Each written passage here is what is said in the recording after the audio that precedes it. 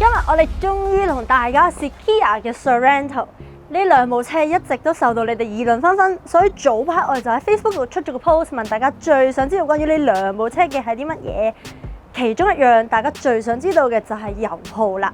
而家咧我哋就請 Jean 同埋 Lawrence 為大家實測一下呢兩部車嘅油耗到底係幾多。咁至於咧點解會有兩部車同時出現咧？大家心水清嘅都應該知道㗎啦，因為一部咧就係 Diesel， 一部就係電油，但係兩部車咧個樣咧完全係冇分別嘅，係分唔到嘅。咁你試柴油定試電油啊？其實邊部係 Diesel？ 你嗰部紅色係 Diesel 啊？咁我梗係試 Diesel 啦。咁我試電油咯。咁我哋而家咧就喺呢個大埔嘅科學園出發，咁啊去呢個鹿頸，咁全程20零公里啦。咁啊去到俾大家睇下，究竟佢哋嘅實際油耗係幾多？幫人哋大家計一計數。上車。好。咁我跟邊個好啊？我哋梗係跟我啦。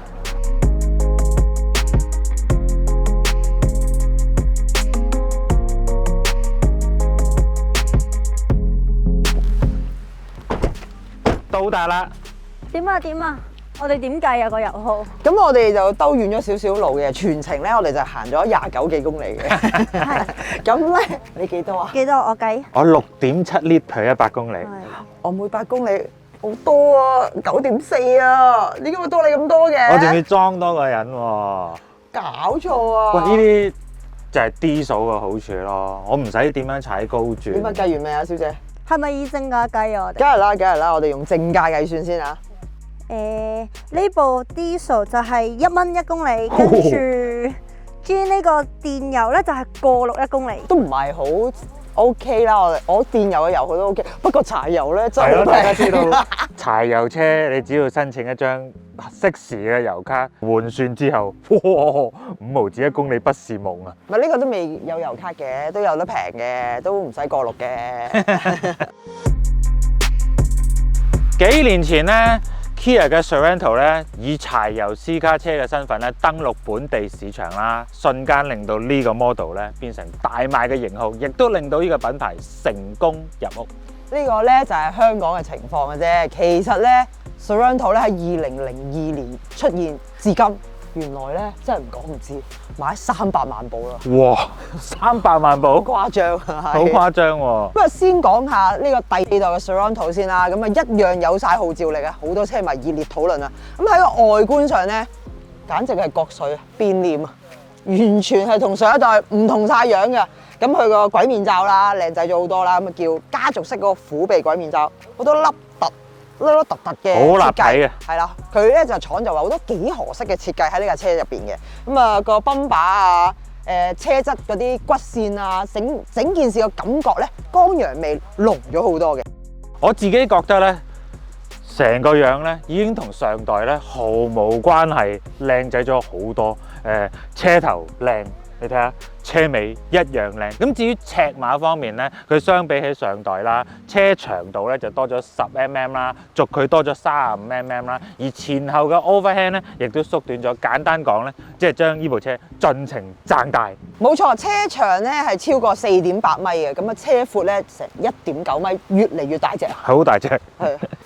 講到個車質啦，同上一代嘅感覺都好唔同嘅，線條多咗啦，肌肉感強咗啦，睇下啲輪拱位啊。我自己就最中意呢個 CD 柱中間呢一幅呢個金屬框嗰個點綴設計，嗰個勾出嚟嘅線條咧幾靚仔嘅。我都同意你嘅講法嘅，不過咧我塊玻璃咧就封黑咗咯。係啊，我係透明玻璃嚟㗎，你睇下，係靚啲嘅。呢個係唯一外觀上分到電油同埋柴油嘅分別嚟嘅。因為咧今次第4代 Sorento 書講咧，總共咧有5個版本，3個汽油版本，2個柴油版本。而柴油車咧今次咧就唔能夠再用呢個柴油私家車嘅身份出場啦，就要變成呢個柴油商用車啦。換言之咧，有15年死期，同埋要年年驗車咯。咁反而電油版咧個選擇就多啲嘅，今代有啲唔同嘅地方就係佢有7座同埋6座嘅。而今次咧，我哋測試嘅2個版本咧，都係最頂級嘅版本。冇錯，以電油咁計啦，佢嘅入門價咧就32萬8啦。咁至於呢部頂級版咧，哇，39萬8，差唔多40萬。咁我咧就抵啲啦，入門版咧28萬8，身後嘅頂級版32萬8。喂，開個尾箱睇下，頭先我唔知點樣開嘅。係啊，我喺度摸。喺下面啊。喂個位都幾難嘅。你哋講尾箱就啱啦，我哋咧有好多讀者問關於尾箱嘅問題，就係呢個7座嘅話咧，呢兩張凳拍咗上嚟個尾箱嘅空間仲有幾大喎？會唔會得翻好細咧？問得好，今代嘅 Sorento 咧個尾箱空間咧係比上一代咧大咗嘅。咁啊，如果7座佈局嘅時候咧係187 lit， 擺唔擺到個大篋咧？中篋兩個。中篋啦。中篋 OK 嘅，中篋 OK 嘅，同埋下面都有少少儲物格位俾你擺嘢嘅。咁變成5座佈局啦？變成5座佈局咧？點變咧？就拉。變。升空啊！咁就去到616 lit， 咁都比起上一代增長咗。咁最窩心係咩咧？佢咧尾箱咧多咗2粒掣啊，就可以一撳啊！哦，啲貴車先有㗎。咁變成幾多 lit 啊？而家？咁啊，而家超過2000啊！哇！一家大細瞓喺入邊都得喎，似乎。相信最多讀者最關心嘅係柴油版啊！柴油版等我嚟啦！嚟，我而家知道點樣開啦。嗱，都真係要揾摸嘅，係要。摸啲嘅。你開啦！我真係摸唔到你喎。會成日忍唔住摸條膠邊，其實嗰條膠邊咧，你唔係摸呢條膠邊，你摸呢粒掣嘅。哦。你忍唔住摸咗呢條嘢啊！哦，嗱咁啊交代翻啦，柴油版嘅容量咧705公升，咁啊因為佢冇第3排啦，所以成個尾箱咧就真係愛嚟擺嘢嘅啫。但係佢一樣有窩心嘅地方就係香港代理額外加裝嘅呢塊鐵網。喂，呢塊鐵網咧好正喎！立體剪裁喎。係啊，佢屈屈地啦，即係佢個設計咁樣屈屈地嘅，咁就希望盡量偷到個空間最大，令到第2排嘅椅背咧唔使咁直啊！啲人最罩忌就係第2排坐得好直啊，咁佢屈地嘅時候就係啦，就挨低啲，同埋個設計我覺得係值得欣賞嘅。係。冇咁似van 嘅，咁似翻私家車嘅。咁啊地台方面咧叻過架7座版啦，有2個底下嘅儲物空間可以放好多嘢。而你剛才嗰個反凳嘅功能咩 ？Sorry 喎，柴油版一樣有。我有2個位嘅，你都冇。我裝多啲貨啊嘛。頭先咧，你哋講到嗰個網咧，有讀者就係問呢個網會唔會令到中排個座位調校角度有影響？會唔會傾斜角度細咗啊？挨冇咁厚啊咁樣？嗱，咁實際上咧係有少少嘅啫，但係呢個網嘅設計咧已經令到中排嗰個背戰嘅角度咧，比一般嘅商用車咧係斜好多嘅。再加上咧佢個地台咧有路軌啦，可以前後褪45mm 啦。咁你如果你犧牲少少腳位褪前啲嘅話，咁你個背戰咧其實仲可以挨後啲。望咩啊？唔係啊，咁即係睇下電油版咧，喂後邊多2個位咧，又裝多2個人咧，好似真係好用啲咁。咩好似啊，大佬呢個香港地嘅7座好緊要啊，多2個位就係多2個位㗎啦。係啊，啲網民最關心就係後面第3排嗰個空間啊，不如我哋一齊去試下先。點樣入去咧？就開啦，係啊，你坐啊，你示範點樣接第中排。咁咧呢度下面有粒掣啦，上面有粒掣，是但撳一粒，呢個設計實在佢就會自動彈走咗咯喎。速度好快，跟住咧同埋咧，請你 show 開你哋先。佢下面有個掣咧，好明顯咧就係方便咧小朋友自己可以上到車，呢個設計係值得一讚嘅。好，示範上車。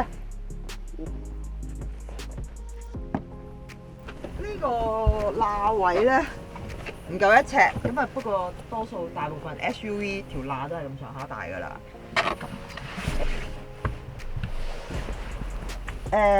咦？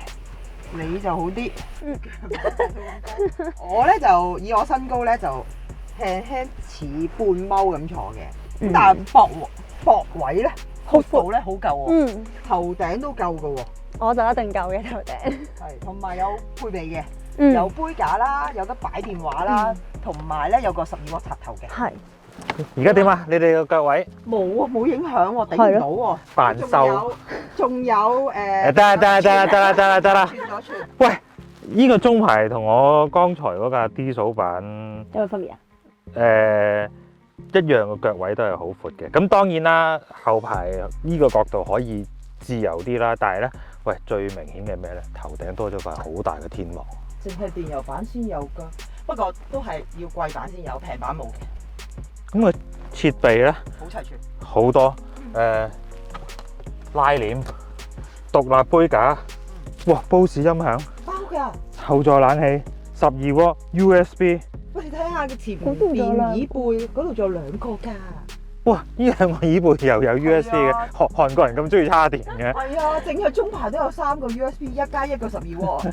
最緊要係你留意下左邊張凳。啊！呢度有2粒掣。係啊，可以褪前司機位旁邊嘅乘客位，即係呢啲係高級行政、旗艦級行政房車先有嘅。平時呢個掣。哇！即係個老細坐喺度，嚴頂腳。就嚴頂腳就移前佢，冇錯。就哇！乜 Sorento 係老細車嚟嘅咩？係啊，勁啊！ Sorento 咧嘅圖版嘅前排咧，我第一次跳上車咧，哇！真係哇！幫手哇喂！哇！係啊，得夠啦！喂，係設備齊得非常之嘅誇張啊！嗱，即係大家幫手，真係可能數漏啦。我面前係一個全 digital 嘅標板啦12.3寸 ，head up 嘅 display 啦，中間咧個 touch mon 啦，10.25寸。哇！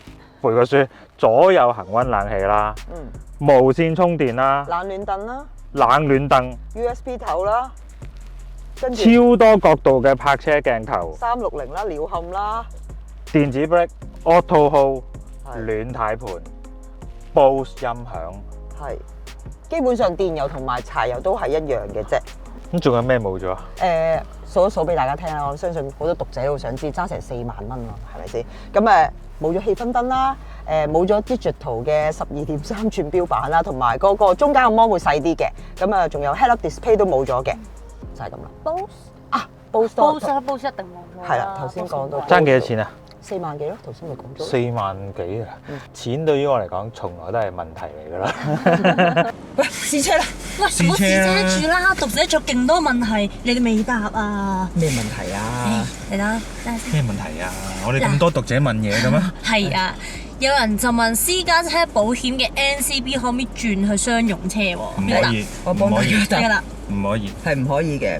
同埋咧，亦都要即係，所以頭先你讚柴油車讚得咁犀利咧，有啲嘢都要話俾讀者聽，就係柴油車嘅保費咧係貴啲嘅，即係你慳咗啲油，其實啲保費又貴咗喎。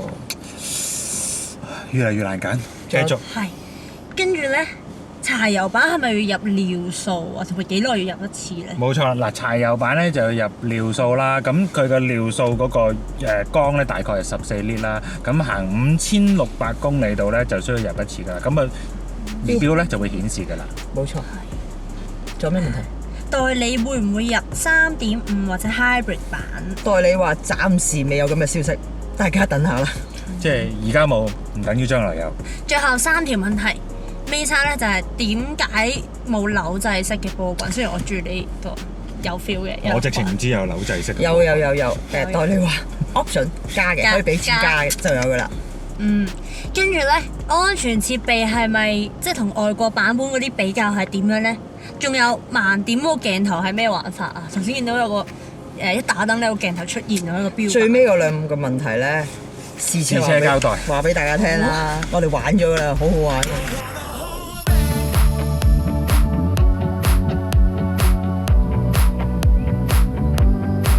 我剛才咧就揸過呢部 D 數版啦，喂，我都幾驚訝。咁啊，佢又喺度笑啦，佢揸親啲開心嘅車咧，佢就係會係咁樣嘅。架車一蹬佢又笑。好多啊，大佬！咁呢副 engine 咧就係一台2.2公升嘅 turbo engine 啦，咁202匹嘅輸出，咁匹數已經咧唔嘢少噶啦。最勁嘅地方咧就係佢嘅最大扭力咧，去到440牛頓米，仲要係1700轉左右咧，已經射晒出嚟。你睇佢嘅笑容咧，已經知道呢架車咧係的而且確咧，比汽油版咧係更有力嘅。嗱，你表示認同啦，係。梗係啦。咁另外你會發覺咧，個波箱咧個效率都係高咗嘅，即係8速嘅雙離合器咧，即係喺個波轉波之間嗰個時間咧係短咗好多啦，令到你嘅起步啦、尾段啦，甚至係油耗咧都係有改善嘅。所以咧，剛才測試咧，呢架車嘅平均油耗咧係低好多。我哋試嗰個數同廠公佈嗰個數字出嚟係一樣嘅，幾乎一樣。兩架車都係。冇錯。咁另一樣嘢唔同嘅地方就係佢嘅車架底盤咧，底盤都係全新㗎啦。車架咧比上一代輕咗，剛性又強咗嘅。咁仲有咧，佢嗰個新嘅 engine 啦，就加入咗好多鋁合金嘅結構啦。咁相比上代嘅 diesel engine 咧，就差唔多慳咗39公斤，都話唔少嘅數字。咁何麗瓊，你作為呢個中牌嘅乘客，你覺得 diesel 版個乘坐感好唔好先？嗱，我首先問呢個問題，你覺唔覺得你而家行緊覺得佢係一個 diesel 計？唔似啦，啲都冇咗嗰啲塔。係啊，好鬼靜喎，真係。就想瞓覺，仲加埋佢有咁嘅遮光網喎，後面瞓覺一流嘅你。個行車質素咧，你覺得？行車質素啊，都好定啦，套避震真係舒服嘅，就好似一個大浪嗰種，就唔係卜卜。係好舒服啊！呢套避震用咁大拎喎。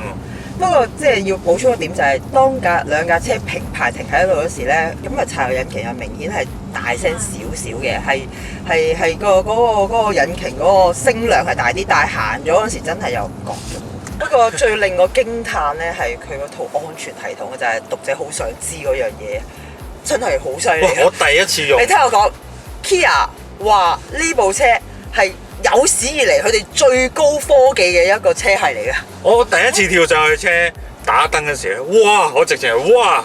係啊，就係讀者勁想知嗰個盲點燈究竟係咩玩法咯？係咪一打燈咧，好似有個鏡頭就會着㗎？個標板冇錯，就係真係咁簡單。一打燈嗱，我而家一打燈，佢個標板嘅左手邊咧個圓形咧已經啟動咗你左邊盲點嘅所有位置，好清晰。一打右燈，佢右邊標板個圈咧又會着右邊嘅盲點位。咁因應呢套盲點嘅輔助系統咧，擺咗落部車度咧，佢啲安全系統咧都相當齊全喎。我哋剛才都試過啦，佢嗰個車道保持嗰個輔助系統咧，都幾聰明。